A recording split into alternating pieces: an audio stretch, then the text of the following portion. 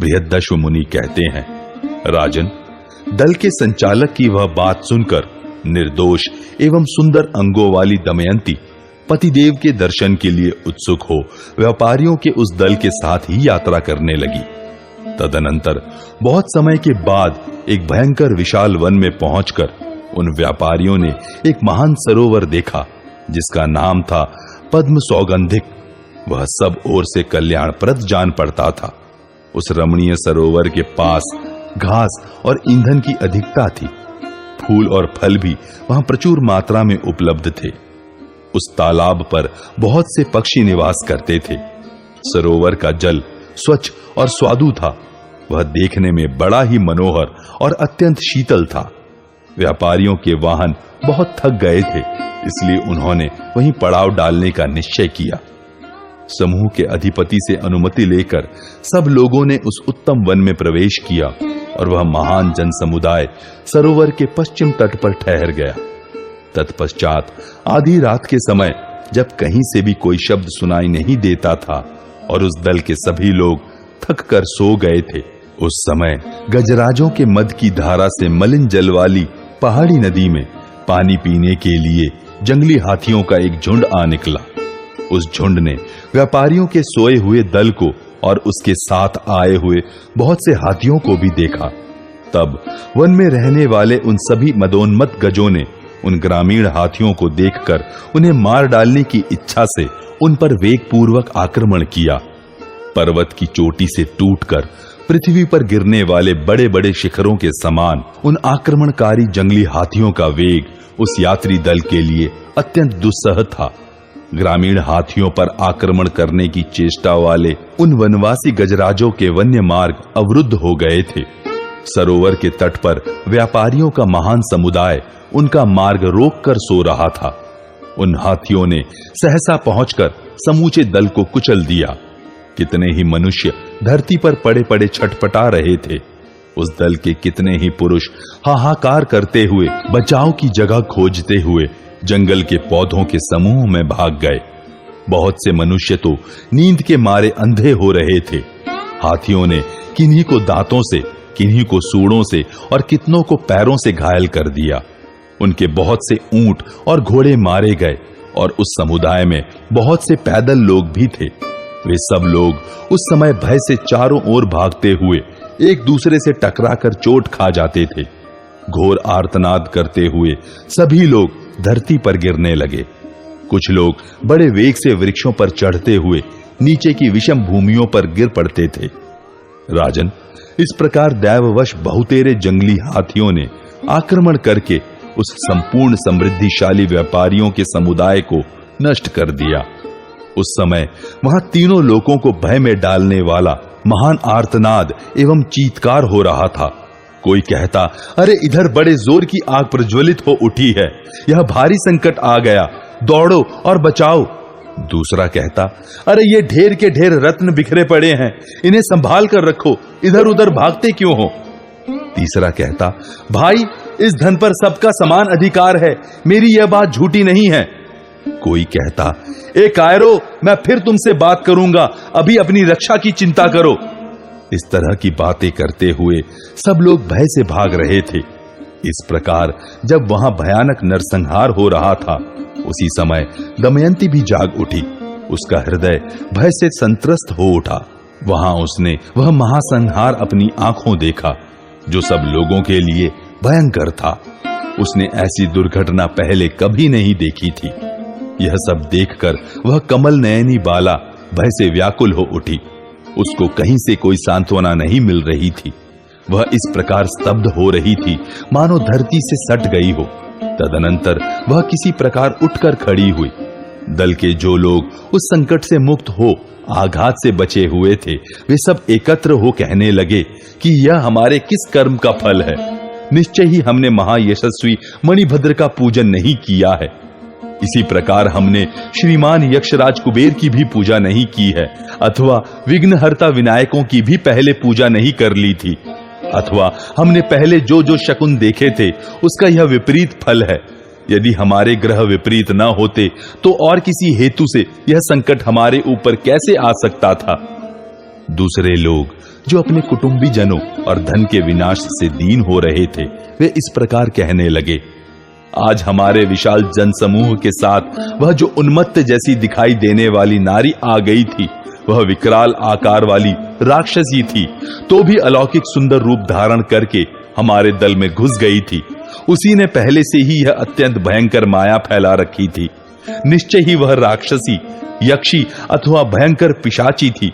इसमें विचार करने की कोई आवश्यकता नहीं कि यह सारा पाप पूर्ण कृत्य उसी का किया हुआ है। उसने हमें अनेक प्रकार का दुख दिया और प्राय सारे दल का विनाश कर डाला। वह पापिनी समूचे सार्थ के लिए अवश्य ही कृत्या बनकर आई थी। यदि हम उसे देख लेंगे तो ढेलों से, धूल और तिनकों से, लकड़ियों और मुक्कों से भी अवश्य मार डालेंगे। उनका वह अत्यंत भयंकर वचन सुनकर दमयंती लज्जा से गड़ गई और भय से व्याकुल हो उठी। उनके पाप पूर्ण संकल्प के संगठित होने की आशंका करके वह उसी ओर भाग गई जहां घना जंगल था। वहां जाकर अपनी इस परिस्थिति पर विचार करके वह विलाप करने लगी। अहो, मुझ पर विधाता का अत्यंत भयानक और महान कोप है, जिससे मुझे कहीं भी कुशल क्षेम की प्राप्ति नहीं होती। न जाने यह हमारे किस कर्म का फल है। मैंने मन, वाणी और क्रिया द्वारा कभी किसी का थोड़ा सा भी अमंगल किया हो, इसकी याद नहीं आती। फिर यह मेरे किस कर्म का फल मिल रहा है? निश्चय ही यह मेरे दूसरे जन्मों के किए हुए पाप का महान फल प्राप्त हुआ है, जिससे मैं इस अनंत कष्ट में पड़ गई हूं। मेरे स्वामी के राज्य का अपहरण हुआ, उन्हें आत्मीय जन से ही पराजित होना पड़ा। मेरा अपने पतिदेव से वियोग हुआ और अपनी संतानों के दर्शन से भी वंचित हो गई हूं। इतना ही नहीं, असंख्य सर्प आदि जंतुओं से भरे हुए इस वन में मुझे अनाथ किसी दशा में रहना पड़ता है। तदनंतर दूसरा दिन प्रारंभ होने पर मरने से बचे हुए लोग उस स्थान से निकलकर उस विकट संहार के लिए शोक करने लगे। राजन, कोई भाई के लिए दुखी था, कोई पिता के लिए, किसी को पुत्र का शोक था और किसी को मित्र का। विदर्भ राजकुमारी दमयंती भी इसके लिए शोक करने लगी कि मैंने कौन सा पाप किया है, जिससे इस निर्जन वन में मुझे जो यह समुद्र के समान जन समुदाय प्राप्त हो गया था, वह भी मेरे ही दुर्भाग्य से हाथियों के झुंड द्वारा मारा गया। निश्चय ही मुझे अभी दीर्घ काल तक दुख ही दुख भोगना है। जिसकी मृत्यु का समय नहीं आया है, वह इच्छा होते हुए भी मर नहीं सकता। वृद्ध पुरुषों का यह जो उपदेश मैंने सुन रखा है, यह ठीक ही जान पड़ता है। तभी तो आज मैं दुखित होने पर भी हाथियों के झुंड से कुचलकर मर न सकी।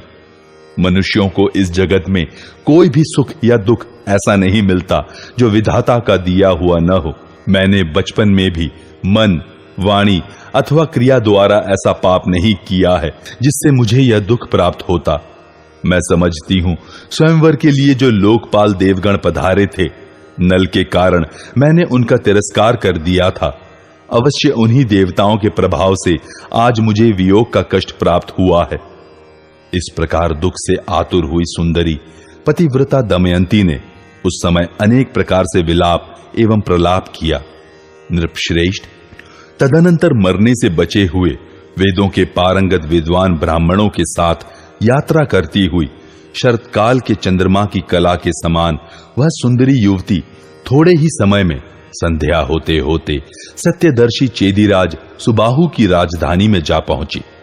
शरीर में आधी साड़ी को लपेटे हुए ही उसने उस उत्तम नगर में प्रवेश किया।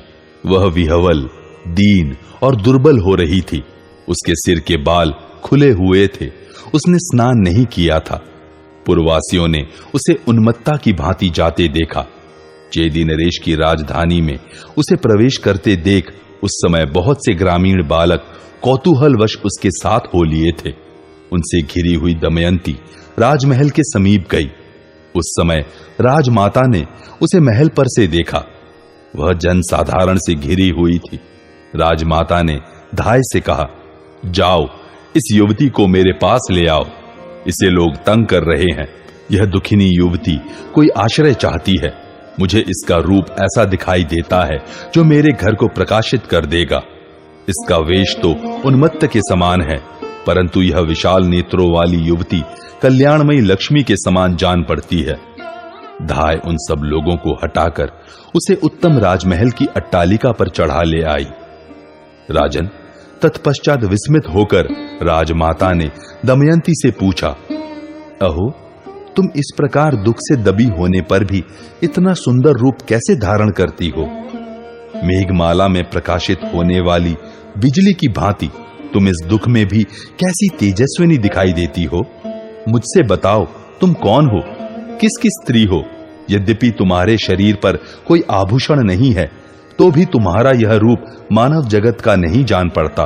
देवता की सी दिव्य कांति धारण करने वाली वत्से, तुम असहाय अवस्था में होकर भी लोगों से डरती क्यों नहीं हो? उसकी यह बात सुनकर भीम कुमारी ने कहा, माताजी, आप मुझे मानव कन्या ही समझिए। मैं अपने पति के चरणों में अनुराग रखने वाली एक नारी हूं। मेरी अंतःपुर में काम करने वाली सैरंध्री जाति है। मैं सेविका हूं और जहां इच्छा होती है वहीं रहती हूं। मैं अकेली हूं, फल मूल खाकर जीवन निर्वाह करती हूं और जहां सांझ होती है वहीं टिक जाती हूं। मेरे स्वामी में असंख्य गुण हैं। उनका मेरे प्रति सदा अत्यंत अनुराग है। जैसे छाया राह चलने वाले पथिक के पीछे पीछे चलती है, उसी प्रकार मैं भी अपने वीर पतिदेव में भक्ति भाव रखकर सदा उन्हीं का अनुसरण करती हूं। दुर्भाग्यवश एक दिन मेरे पतिदेव जुआ खेलने में अत्यंत आसक्त हो गए और उसी में अपना सब कुछ हार कर वे अकेले ही वन की ओर चल दिए। एक वस्त्र धारण किए उन्मत्त और विह्वल हुए अपने वीर स्वामी को सांत्वना देती हुई मैं भी उनके साथ वन में चली आई। एक दिन की बात है, मेरे वीर स्वामी किसी कारणवश वन में गए। उस समय वे भूख से पीड़ित और अनमने हो रहे थे, अतः उन्होंने अपने उस एक वस्त्र को भी कहीं वन में ही छोड़ दिया। मेरे शरीर पर भी एक ही वस्त्र था। वे नग्न, उन्मत्त जैसे और अचेत हो रहे थे। उसी दशा में सदा उनका अनुसरण करती हुई अनेक रात्रियों तक कभी सो न सकी। तदनंतर बहुत समय के पश्चात एक दिन जब मैं सो गई थी, उन्होंने मेरी आधी साड़ी फाड़ ली और मुझ निरपराधिनी पत्नी को वहीं छोड़कर वे कहीं चल दिए। मैं दिन रात वियोगाग्नि में जलती हुई निरंतर उन्हीं पतिदेव को ढूंढती फिरती हूं। मेरे प्रियतम की कांति कमल के भीतरी भाग के समान है। वे देवताओं के समान तेजस्वी, मेरे प्राणों के स्वामी और शक्तिशाली हैं। बहुत खोजने पर भी मैं अपने प्रिय को न तो देख सकी हूं और न उनका पता ही पा रही हूं। भीम कुमारी दमयंती के नेत्रों में आंसू भरे हुए थे एवं वह आर्त स्वर से बहुत विलाप कर रही थी। राजमाता स्वयं भी उसके दुख से दुखी हो बोली, कल्याणी, तुम मेरे पास रहो, तुम पर मेरा बहुत प्रेम है। भद्रे, मेरे सेवक तुम्हारे पति की खोज करेंगे, अथवा यह भी संभव है वे इधर उधर भटकते हुए स्वयं ही इधर आ निकले। भद्रे, तुम यहीं रहकर अपने पति को प्राप्त कर लोगी। राजमाता की यह बात सुनकर दमयंती ने कहा, वीर माता, मैं एक नियम के साथ आपके यहां रह सकती हूं। मैं किसी का जूठा नहीं खाऊंगी, किसी के पैर नहीं धोऊंगी और किसी भी दूसरे पुरुष से किसी तरह भी वार्तालाप नहीं करूंगी। यदि कोई पुरुष मुझे प्राप्त करना चाहे तो वह आपके द्वारा दंडनीय हो और बार बार ऐसे अपराध करने वाले मूढ़ को आप प्राण दंड भी दें, यही मेरा निश्चित व्रत है। मैं अपने पति की खोज के लिए केवल ब्राह्मणों से मिल सकती हूं। यदि यहां ऐसी व्यवस्था हो सके तो निश्चय ही आपके निकट निवास करूंगी, इसमें संशय नहीं है। यदि इसके विपरीत कोई बात हो तो कहीं भी रहने का मेरे मन में संकल्प नहीं हो सकता। यह सुनकर राजमाता प्रसन्नचित होकर उससे बोली, बेटी, मैं यह सब करूंगी। सौभाग्य की बात है कि तुम्हारा व्रत ऐसा उत्तम है। राजा युधिष्ठिर, दमयंती से ऐसा कहकर राजमाता अपनी पुत्री सुनंदा से बोली, सुनंदे, इस सैरंध्री को तुम देवी स्वरूपा समझो। यह अवस्था में तुम्हारे समान है, अतः तुम्हारी सखी होकर रहे। तुम इसके साथ सदा प्रसन्नचित एवं आनंद मग्न रहो। तब सखियों से घिरी हुई सुनंदा अत्यंत हर्षोल्लास में भरकर दमयंती को साथ ले अपने भवन में आई। सुनंदा दमयंती के इच्छानुसार सब प्रकार की व्यवस्था करके उसे बड़े आदर सत्कार के साथ रखने लगी। इससे दमयंती को भी बड़ी प्रसन्नता हुई और वह वहां उद्वेग रहित हो रहने लगी। दमयंती को छोड़कर जब राजा नल आगे बढ़ गए, तब एक गहन वन में उन्होंने महान दावानल प्रज्वलित होते देखा। उसी के बीच में उन्हें किसी प्राणी का यह शब्द सुनाई पड़ा, पुण्य श्लोक महाराज नल, दौड़िए, मुझे बचाइए। उच्च स्वर से बार बार दोहराई गई इस वाणी को सुनकर राजा नल ने कहा, डरो मत। इतना कहकर वे आग के भीतर घुस गए। वहां उन्होंने देखा एक नागराज कुंडलाकार पड़ा हुआ सो रहा है। उस नाग ने हाथ जोड़कर कांपते हुए नल से उस समय इस प्रकार कहा, राजन, मुझे करकोटक नाग समझिए। नरेश्वर, एक दिन मेरे द्वारा महातपस्वी ब्रह्म ऋषि नारद ठगे गए, अतः मनुजेश्वर उन्होंने क्रोध से आविष्ट होकर मुझे शाप दे दिया, तुम स्थावर वृक्ष की भांति एक जगह पड़े रहो। जब कभी राजा नल आकर तुम्हें यहां से अन्यत्र ले जाएंगे, तभी तुम मेरे शाप से छुटकारा पा सकोगे। राजन, नारद जी के उस शाप से मैं एक पग भी चल नहीं सकता। आप मुझे बचाइए, मैं आपको कल्याणकारी उपदेश दूंगा, साथ ही मैं आपका मित्र हो जाऊंगा। सर्पों में मेरे जैसा प्रभावशाली दूसरा कोई नहीं है। मैं आपके लिए हल्का हो जाऊंगा, आप शीघ्र मुझे लेकर यहां से चल दीजिए। इतना कहकर नागराज करकोटक अंगूठे के बराबर हो गया। उसे लेकर राजा नल वन के उस प्रदेश की ओर चले गए जहां दावानल नहीं था। अग्नि के प्रभाव से रहित आकाश देश में पहुंचने पर जब नल ने उस नाग को छोड़ने का विचार किया, उस समय करकोटक ने फिर कहा, नैषद, आप अपने कुछ पग गिनते हुए चलिए।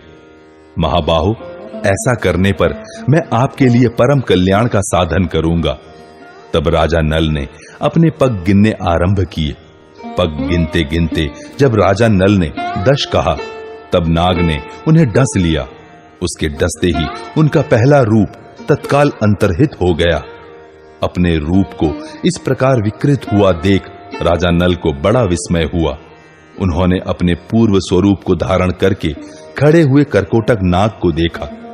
तब करकोटक नाग ने राजा नल को सांत्वना देते हुए कहा, राजन, मैंने आपके पहले रूप को इसलिए अदृश्य कर दिया है कि लोग आपको पहचान न सके।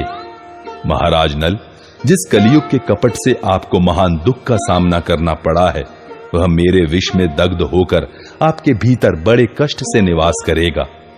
कलयुग के सारे अंग मेरे विष से व्याप्त हो जाएंगे। महाराज, वह जब तक आपको छोड़ नहीं देगा, तब तक आपके भीतर बड़े दुख से निवास करेगा। नरेश्वर, आप छल कपट द्वारा सताए जाने योग्य नहीं थे, तो भी जिसने बिना किसी अपराध के आपके साथ कपट का व्यवहार किया है, उसी के प्रति क्रोध से दोष दृष्टि रखकर मैंने आपकी रक्षा की है। नरव्याघ्र महाराज, मेरे प्रसाद से आपको दाढ़ों वाले जंतुओं और शत्रुओं से तथा वेद वेत्ताओं के शाप आदि से भी कभी भय नहीं होगा। राजन, आपको विष जनित पीड़ा कभी नहीं होगी। राजेंद्र, आप युद्ध में भी सदा विजय प्राप्त करेंगे। राजन, अब आप यहां से अपने को बाहुक नामक सूत बताते हुए राजा ऋतुपर्ण के समीप जाइए। वे द्यूत विद्या में बड़े निपुण हैं। निषधेश्वर, आप आज ही रमणीय अयोध्यापुरी को चले जाइए। इक्ष्वाकु कुल में उत्पन्न श्रीमान राजा ऋतुपर्ण आपसे अश्व विद्या का रहस्य सीखकर बदले में आपको द्यूत क्रीड़ा का रहस्य बतलाएंगे और आपके मित्र भी हो जाएंगे। जब आप द्यूत विद्या के ज्ञाता होंगे, तब पुनः कल्याण भागी हो जाएंगे। मैं सच कहता हूं, आप एक ही साथ अपनी पत्नी, दोनों संतानों तथा राज्य को प्राप्त कर लेंगे। अतः अपने मन में चिंता न कीजिए। नरेश्वर, जब आप अपने पहले वाले रूप को देखना चाहें, उस समय मेरा स्मरण करें और इस कपड़े को ओढ़ लें। इस वस्त्र से आच्छादित होते ही आप अपना पहला रूप प्राप्त कर लेंगे। ऐसा कहकर नाग ने उन्हें 2 दिव्य वस्त्र प्रदान किए। कुरुनंदन युधिष्ठिर, इस प्रकार राजा नल को संदेश और वस्त्र देकर नागराज करकोटक वहीं अंतर्धान हो गया। करकोटक नाग के अंतर्धान हो जाने पर निषद नरेश नल ने 10वें दिन राजा ऋतुपर्ण के नगर में प्रवेश किया। वे बाहुक नाम से अपना परिचय देते हुए राजा ऋतुपर्ण के यहां उपस्थित हुए और बोले, घोड़ों को हाँकने की कला में इस पृथ्वी पर मेरे समान दूसरा कोई नहीं है। मैं इन दिनों अर्थ संकट में हूं। आपको किसी भी कला की निपुणता के विषय में सलाह लेनी हो तो मुझसे पूछ सकते हैं। अन्न संस्कार भी मैं दूसरों की अपेक्षा विशेष जानता हूं। इस जगत में जितनी भी शिल्प कलाएं हैं तथा दूसरे भी जो अत्यंत कठिन कार्य हैं, मैं उन सबको अच्छी तरह करने का प्रयत्न कर सकता हूं। महाराज ऋतुपर्ण, आप मेरा भरण पोषण कीजिए। ऋतुपर्ण ने कहा, बाहुक, तुम्हारा भला हो, तुम मेरे यहां निवास करो। ये सब कार्य तुम्हें करने होंगे। मेरे मन में सदा यही विचार विशेषतः रहता है कि मैं शीघ्रता पूर्वक कहीं भी पहुंच सकूं। अतः तुम ऐसा उपाय करो जिससे मेरे घोड़े शीघ्रगामी हो जाएं। आज से तुम हमारे अश्वाध्यक्ष हो। 10,000 मुद्राएं तुम्हारा वार्षिक वेतन है। वार्षणेय और जीवल, ये दोनों सारथी तुम्हारी सेवा में रहेंगे। बाहुक, इन दोनों के साथ तुम बड़े सुख से रहोगे। तुम मेरे यहां रहो। बृहद्दश्व मुनि कहते हैं, राजन, राजा के ऐसा कहने पर नल वार्षणेय और जीवल के साथ सम्मान पूर्वक ऋतुपर्ण के नगर में निवास करने लगे। वे दमयंती का निरंतर चिंतन करते हुए वहां रहने लगे। वे प्रतिदिन सायकाल इस एक श्लोक को पढ़ा करते थे। भूख प्यास से पीड़ित और थकी मांदी वह तपस्विनी उस मंद बुद्धि पुरुष का स्मरण करती हुई कहां सोती होगी तथा अब वह किसके समीप रहती होगी। एक दिन रात्रि के समय जब राजा इस प्रकार बोल रहे थे, जीवल ने पूछा, बाहुक, तुम प्रतिदिन किस स्त्री के लिए शोक करते हो? मैं सुनना चाहता हूं। आयुष्मान, वह किसकी पत्नी है जिसके लिए तुम इस प्रकार निरंतर शोक मग्न रहते हो? तब राजा नल ने उससे कहा, किसी अल्प बुद्धि पुरुष के एक स्त्री थी जो उसके अत्यंत आदर की पात्र थी, किंतु उस पुरुष की बात अत्यंत दृढ़ नहीं थी। वह अपनी प्रतिज्ञा से फिसल गया। किसी विशेष प्रयोजन से विवश होकर वह भाग्यहीन पुरुष अपनी पत्नी से बिछुड़ गया। पत्नी से विलग होकर वह मंदबुद्धि मानव दिन रात शोकाग्नि से दग्ध एवं दुख से पीड़ित होकर आलस्य से रहित हो इधर उधर भटकता रहता है। रात में उसी का स्मरण करके वह एक श्लोक को गाया करता है। सारी पृथ्वी का चक्कर लगाकर वह कभी किसी स्थान में पहुंचा और वहीं निरंतर उस प्रियतमा का स्मरण करके दुख भोगता रहता है। यद्यपि वह उस दुख को भोगने के योग्य है नहीं। वह नारी इतनी पतिव्रता थी कि संकट काल में भी उस पुरुष के पीछे पीछे वन में चली गई, किंतु उस अल्प पुण्य वाले पुरुष ने उसे वन में ही त्याग दिया। अब तो यदि वह जीवित होगी तो बड़े कष्ट से उसके दिन बीतते होंगे। वह स्त्री अकेली थी, उसे मार्ग का ज्ञान नहीं था। जिस संकट में वह पड़ी थी उसके योग्य वह कदापि नहीं थी। भूख और प्यास से उसके अंग व्याप्त हो रहे थे। उस दशा में परित्यक्त होकर वह यदि जीवित भी हो तो भी उसका जीवित रहना बहुत कठिन है। आर्य जीवल, अत्यंत भयंकर विशाल वन में जहां नित्य निरंतर हिंसक जंतु विचरते रहते हैं, उस मंद बुद्धि एवं मंद भाग्य पुरुष ने उसका त्याग कर दिया था। इस प्रकार निषद नरेश राजा नल दमयंती का निरंतर स्मरण करते हुए राजा ऋतुपर्ण के यहां अज्ञातवास कर रहे थे।